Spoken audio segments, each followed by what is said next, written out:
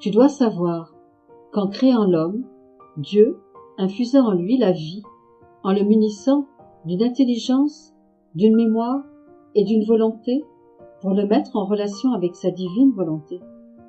Cette divine volonté devait être comme un roi dominant tout l'intérieur de la créature et donnant vie à tout ce qui est en elle. À l'aide de ses yeux, la créature devait voir d'une manière toute naturelle l'ordre existant dans les choses créées ainsi que la divine volonté régnant sur tout l'univers. Son ouïe devait lui permettre d'entendre les prodiges de l'éternelle volonté.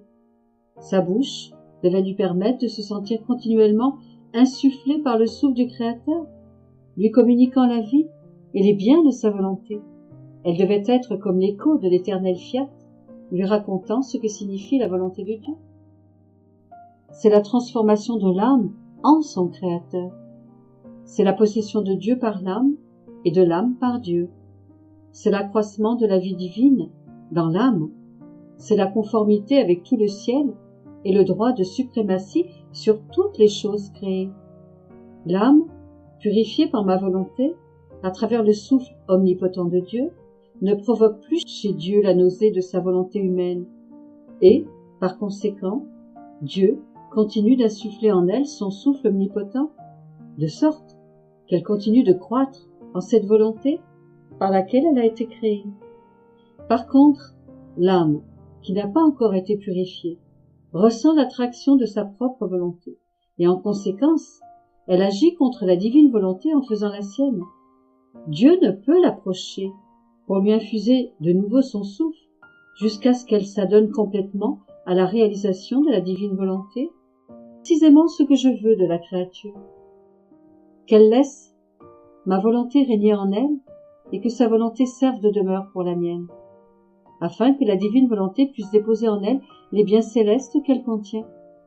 C'est ce que je veux pour toi, que tous tes actes, marqués par ma volonté, ne forment qu'un seul acte, qui, uni à l'acte simple de ma volonté, qui ne connaît pas de multiplicité d'actes, comme chez l'homme, puisse demeurer dans l'éternel commencement, afin que tu copies ainsi ton Créateur, et lui donnes la gloire et le contentement de voir sa volonté faite sur la terre comme au ciel.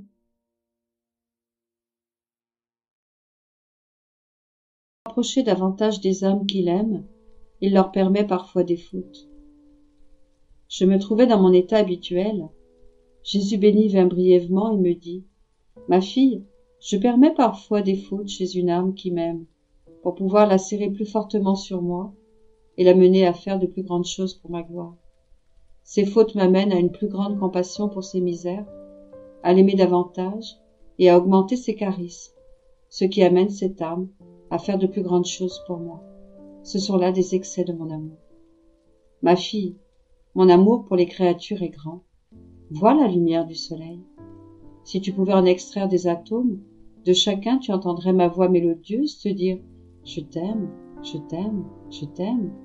Tu ne pourrais compter ces « je t'aime ». Tu serais noyé dans l'amour. Je te dis « Je t'aime, je t'aime, je t'aime » dans la lumière qui remplit tes yeux. Je t'aime dans l'air que tu respires. Je t'aime dans le sifflement du vent qui berce ton ouïe. Je t'aime dans la chaleur ou le froid ressenti par ton toucher. Je t'aime dans le sang qui coule dans tes veines. Mes battements de cœur disent je t'aime à tes battements de cœur. Je te redis je t'aime à chaque pensée de ton esprit. Je t'aime à chaque geste de tes mains. Je t'aime à chaque pas de tes pieds.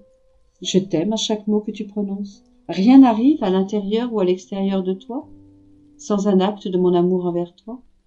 Un je t'aime n'attend pas l'autre, et tes je t'aime à toi. Combien y en a-t-il pour moi? Je suis restée confuse et abasourdie intérieurement et extérieurement sous cette avalanche de je t'aime de mon Jésus, alors que mes je t'aime pour lui sont si rares. Chaque pensée sur la passion de Jésus produit dans l'âme de la lumière qui se transformera en joie éternelle. Pendant que je me trouvais dans mon état habituel, mon aimable Jésus se montra tout inondé de lumière. Cette lumière émanait de sa très sainte humanité et lui conférait une très grande beauté. Je fus surprise et il me dit « Ma fille, chaque douleur que j'ai subie dans mon humanité, chaque goutte de sang que j'ai versée, chaque blessure, chaque prière, chaque parole, chaque action, chaque pas, etc. produisait de la lumière dans mon humanité, et cette lumière m'embellissait au point que tous les bienheureux du ciel en étaient ravis. En ce qui concerne les âmes, chaque pensée qu'elles ont sur ma passion, chaque acte de compassion qu'elles effectuent, chaque acte de réparation, etc., fait descendre en elles de la lumière émanant de mon humanité et qui les embellit. Chaque pensée sur ma passion est un ajout de lumière qui se transformera en joie éternelle. En fait, il ne sait rien de ce que l'âme fait et souffre dans ma volonté. Il n'a ni les moyens, ni les chemins ou les portes afin de pouvoir entrer en elle. Au contraire, ma volonté est la chose qu'il a le plus en horreur. Et si parfois ma sagesse manifeste quelque chose de ce que l'âme fait dans ma volonté, l'ennemi ressent une telle rage que ses supplices infernaux se multiplient. Car lorsque ma volonté remplit l'âme et est aimée par elle, cela forme le paradis, tandis que lorsqu'elle est absente de l'âme et n'est pas aimée par elle, cela forme l'enfer. Par conséquent, si tu désires être à l'abri de tout piège diabolique, prends à cœur ma volonté et vis continuellement en elle. Ma fille, courage, je vais venir. Ne t'occupe de rien d'autre que de ma volonté. Laissons la terre de côté. Ils finiront par se fatiguer du mal. Ils sèmeront partout la terreur et les massacres. Mais cela cessera et mon amour triomphera. Toi, plonge ta volonté dans la mienne et par tes actions, tu formeras comme un second ciel au-dessus des têtes des créatures et je regarderai leurs actions à travers tes actions divines.